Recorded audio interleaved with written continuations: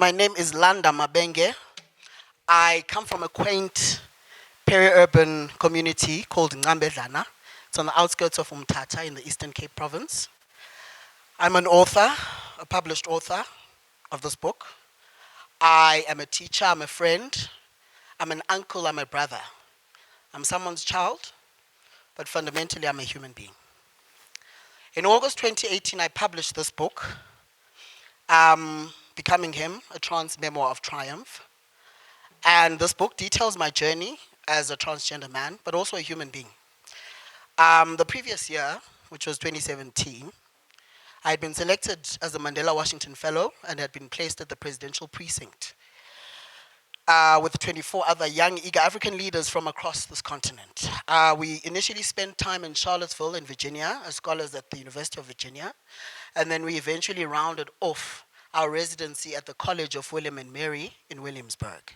But before we moved to Williamsburg, we'd spent a week staying on the farm of President James Madison called Montpelier. While in Charlottesville, though, I had an unpleasant encounter, and this was my first ever transphobic experience in my life. For those of you who might not know, transphobia is the dislike of or prejudice against transgender people.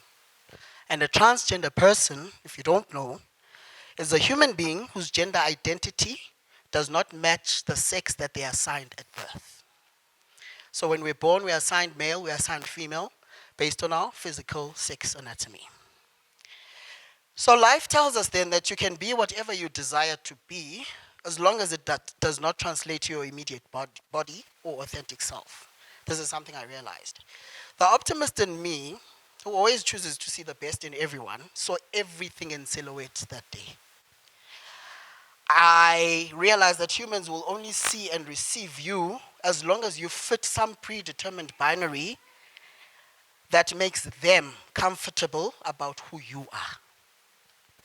So this encounter can probably be best described as what Chimamanda Adichie refers to when she talks about the danger of a single story.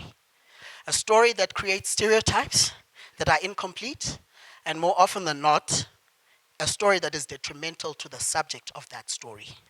The same danger that Chimamanda herself was recently caught out for when she uttered some transphobic words against transgender women. In my case, though, this was very true because that is the narrative of what we have come to know in Africa. Gender and sexual binaries are mapped onto us before we are born. And so by the time we become, we have our journeys and our lives pathed for us. The only story that my rival knew during that heated exchange was that as a transgender man, I was an abomination and a menace to society. And that the only way to silence me and clip my wings was to destroy me using uncanny words. That South Africans have too many liberties and have overstepped the boundaries of morality. Suffice it to say, the episode resulted in deep divisions within the fellow camp itself because there are 25 of us living together. And it became clear that a lot of other young African leaders in the same space also had or held the same single story about me as a transgender man. So what could have ended in dismissal for my transgressor ended actually in a fairy tale for both of us.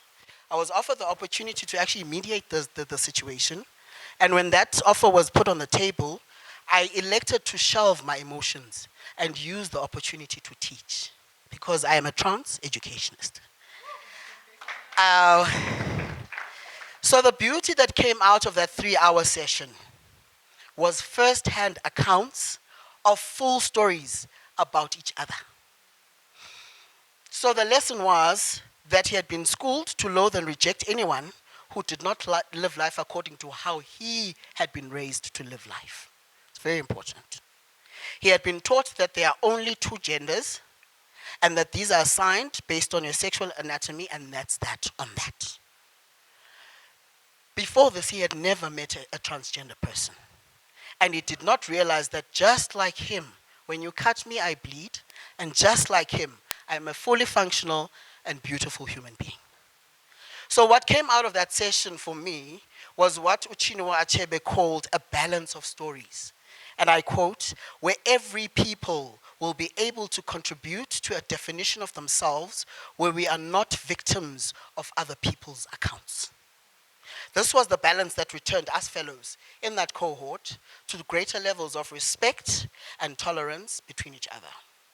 So since then, I've encountered a lot of transphobic and instances of prejudice, especially after writing Becoming Him. However, this one stands out for me because it happened in a space with other young African leaders like you and me, in a space like we are in today.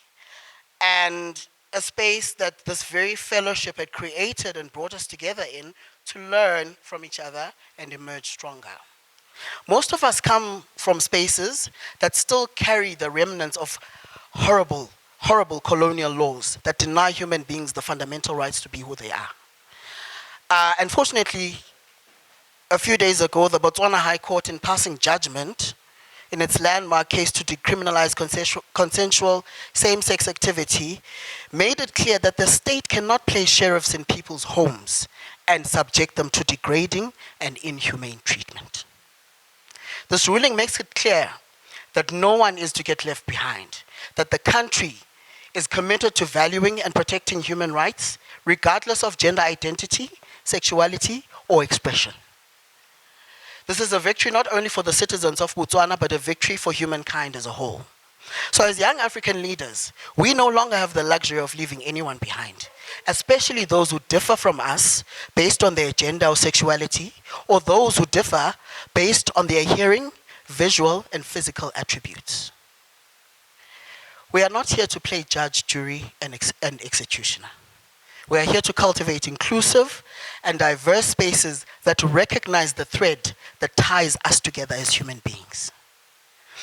And so I charge each one of you guys, myself included, as young leaders, to hear the other side, to continue seeking the balanced stories, to continue disrupting the norms. Because these are the norms that undermine the beauty of the spectrum that encases us as human beings and our humanity. So we all have a much bigger mandate. And that mandate requires us to pursue inclusivity, to pursue transformation, and to pursue diversity wherever we lead. And that is why we're here today, because we are here to #Revolt 2019. Thank you.